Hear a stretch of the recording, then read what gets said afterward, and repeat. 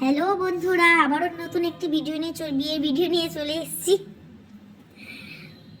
তো প্রথমে আপনাদেরকে আমি প্যান্ডেলটা পুরো ঘুরিয়ে দেখাচ্ছি। এখানে বউ বসেছে, তো তো নাই না মনীষা। হ্যাঁ, তোমার স্টার্টার চলে যাচ্ছে। স্টার্টারে প্রথমে খেয়ে নিলাম আমি জিলেবিটা খুব ভালো ছিল খেতে।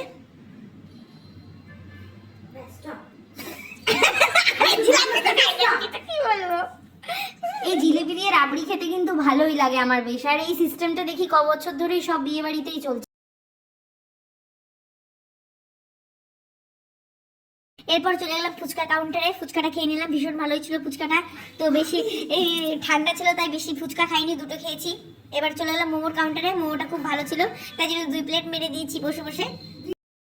এখানে হচ্ছে ধোসা বানানো হচ্ছিল। তো বিয়ে বাড়িতে প্রথম এত বিয়ে বাড়িতে খেয়েছি, তো এটা প্রথম বিয়ে বাড়ি ছিল যেখানে ধোসা খাইয়েছে।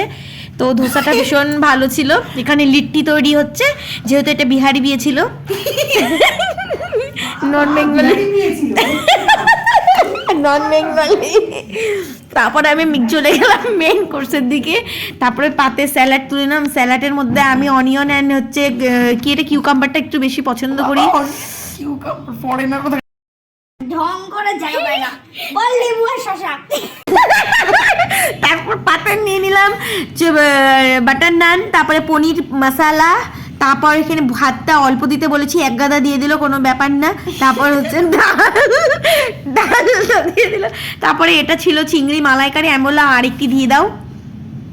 তারপর নিয়ে নিলাম পাতে, তারপর ফুড প্লেটটি ফুল হয়ে গেল। তারপর আমি এখানে ছিল হচ্ছে সর্ষে কাতল। তো প্লেটটি আমার পুরো ভরে গেছে। এখন এখানে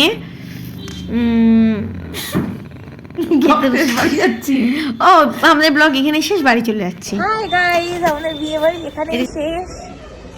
তো এখন সব খেয়ে দিয়ে এখন বাড়ি ফিরছি। দেখো বন্ধুরা, আজকে আমার লুক কেমন ছিল প্লিজ কমেন্ট বক্সে জানাবেন।